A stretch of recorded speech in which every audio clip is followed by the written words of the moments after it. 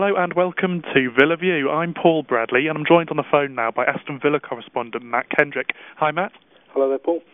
Well, it's fairly tough times at Villa Park, especially if you believe what the fans are saying at the moment. A lot of unrest, I suppose, amongst the fans, especially about the manager.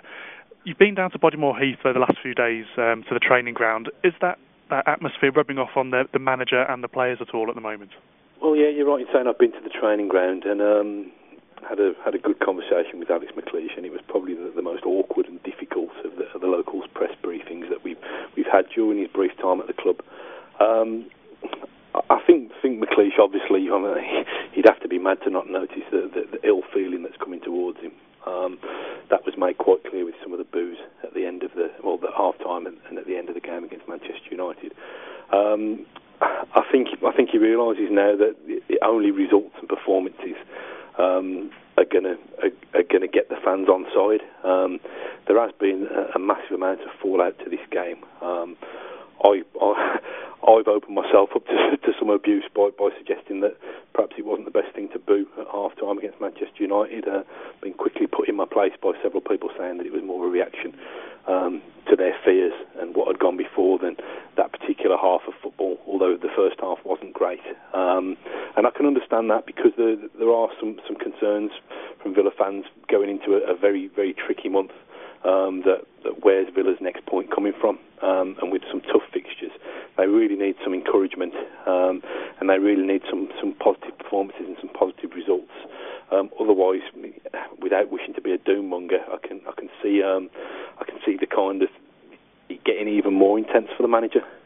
Now, McLeish is by no means at all a type of a weak character. He's got a reputation as being a very strong character and kind of knowing what he's doing and kind of being confident in his own decisions.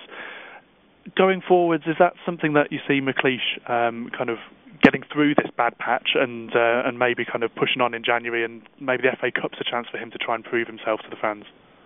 Well, the thing I would say is that Randy Lerner and Paul Faulkner took a very bold decision in the first place to go against public opinion and to appoint McLeish. So I personally can't see them kind of ripping it up and starting again, if you like.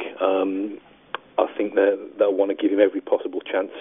They'll back him as long as they can. But, I mean, it may come to the stage where backing him kind of publicly is one thing, but if Villa are in trouble come January, they may need to back him financially. He may need to be given a bit more leeway to wheel and deal. I know that's something that the manager feels might be necessary. I think he feels that his squad still does need tweaking in certain places, particularly in the central midfield area, particularly with Jermaine Genius suffering another kind of major injury setback. So I know a lot of fans have already made their mind up, and Alex McLeish would have to do something pretty special to win them over. But it's my understanding that Randy Lerner and Paul Faulkner are going to stick with him. Okay, well, we'll be keeping an eye on that one, obviously, over the coming weeks and months. Let's turn to the squad now and some news on some of the players. Can you give us the latest on the injuries to Jermaine Genius and Shay Given? Yeah, well, Genius is just... I think it was just one of those, wasn't it, that was destined never to be. Took him 2 months to get him on the pitch in the first place after he got injured in his first training session, and then he gets injured in his first start for Villa.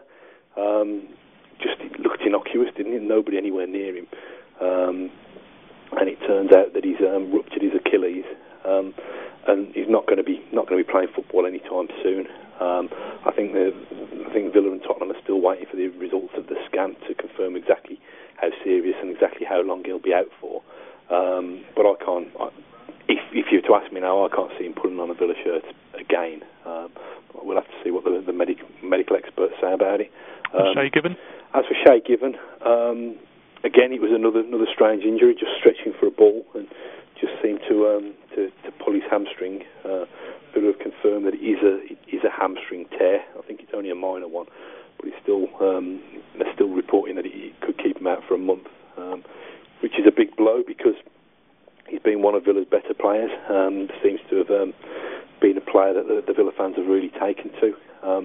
Obviously, it gives Brad Guzan a rare opportunity. He's been at the club for several years now, but I don't think he's ever started a Premier League game before. So we'll be making his full Premier League debut at Bolton on Saturday, having done the basics fairly well when he came on for the last half an hour against... for the last hour it was, wasn't it? For the last hour against Manchester United at the weekend. Okay, Matt. Well, look, thanks for your thoughts and your insights for today. And thank you for tuning in. We'll be back again next week with more Villa View.